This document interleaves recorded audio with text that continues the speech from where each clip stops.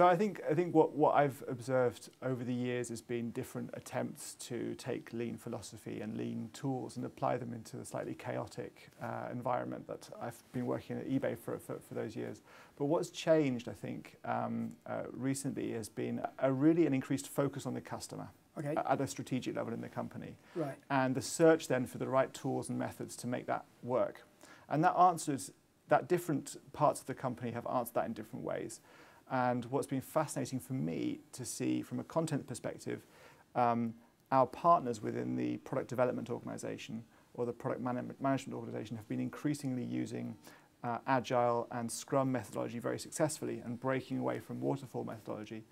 And that, along with the Lean Startup philosophy and book, which really popularized the notion and the thinking behind Lean, led to a situation where these ideas are much more accepted within my colleagues and my peers within the company, and really gave us the confidence to try out a kind of cocktail of these different methodologies in the content area. So really, it was kind of the atmosphere around us changing. It was a clearer focus on the customer at a strategic level, okay. And the willingness and being empowered to try some stuff out and learn from that.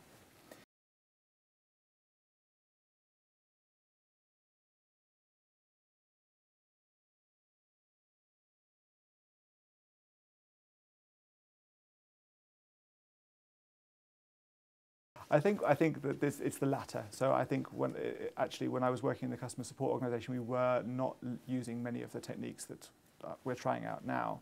I think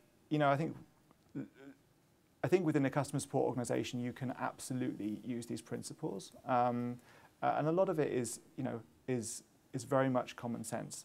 It's about going to the floor. It's about going to see where the work is done. And honestly, in a customer support organization, that can be difficult if the call center is in India, but our call centers in Germany are actually down the road in Berlin, and we could go and see how the teammates are working. So that type of thing, I think I wish I'd have done more of that in the previous years. I think we would have learned faster. We did some, but not enough.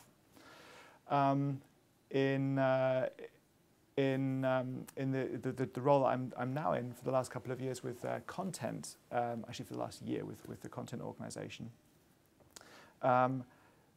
we had a situation where the team was dealing with multiple different kinds of work.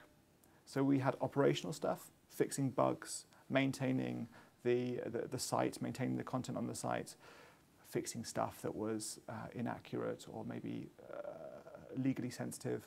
But we're also trying to build the future. We're trying to build a new content management platform and invest heavily in finding a new way of creating and managing that content going forward. So we're managing project stuff and operation stuff at the same time. Okay. And I realized that without a method for making that visual and touchable almost, we were not going to be able to manage to do both of those things at the same time.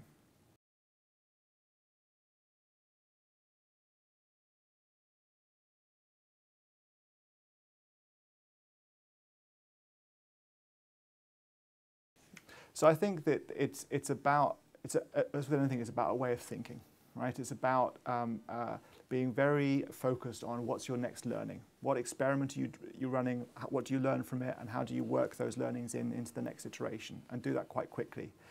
That applies very much into our team organization and the way we organize ourselves and the work we manage that.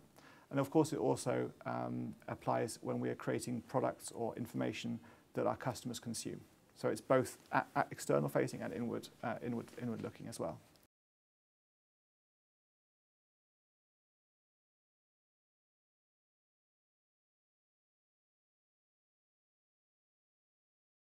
So the main benefit has been, I think, a transparency within the team of what each other is working on, an increase in accountability as well. So we all understand what each other are working on, what we've committed each other to.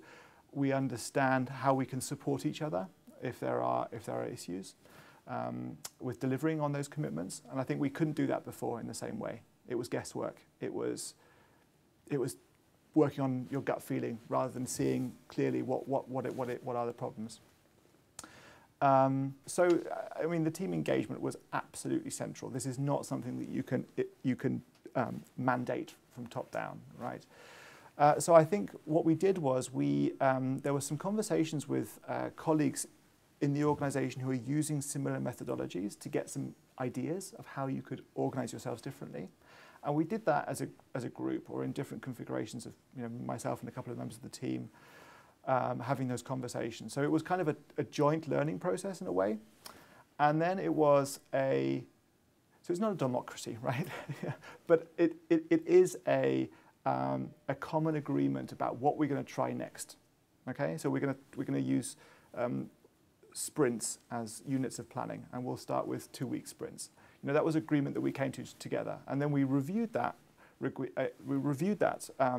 After a month, 5 weeks or so, and said, okay, what's working, what's not working with this length of sprints, with how we're running those meetings, and then we changed aspects of it. So we with I guess the first review, we went from a 1-week sprint to a 2-week sprint to lessen the number of hours we were spending in those meetings. And those are elements where that's not dictated from above. That's something that we as a team figure out what the right fix is for us.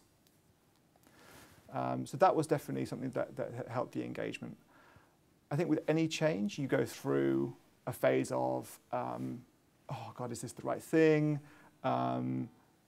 It was working somehow, so why are you trying to fix it? These types of resistance. Honestly, I can remember one very difficult meeting early on where we spent probably 90 minutes talking about just 3 or 4 pieces of work and trying to scope those pieces of work, and it just drove everybody crazy. And we thought, okay, if we're going to spend 90 minutes talking about 10% of what we have to do this week, we're going to spend the whole week, we're never going to get through discussing stuff. Okay. And that was one of those really tough sessions that we had early on. Yeah.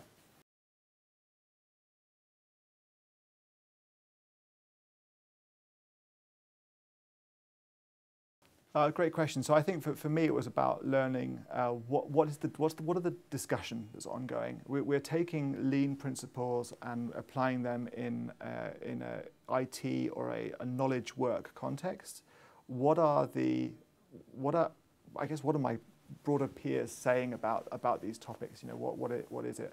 What I'm hearing is an emphasis on building the ideas like defining the process and then automating. So you can start lo-fi, you can start with low-key solutions, and then you can iterate on those and make them smarter, make them smoother, make them more sophisticated. But you start with a very basic approach and figure out what's working, and then figure out a way of doing that better. That was something that came out of a couple of sessions this morning that I found very, very interesting. Also, I think an openness to combine different tools and philosophies in the way that fits your situation pragmatically.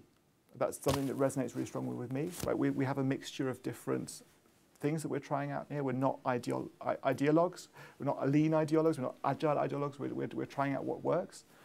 And I think that we heard that as well with the presentation this morning, where some very well-established old school IT systems and ways of working are being used by Toyota to also combine with their lean thinking. There's no inherent conflict between those things. You just have to figure out what is the right combination for your situation.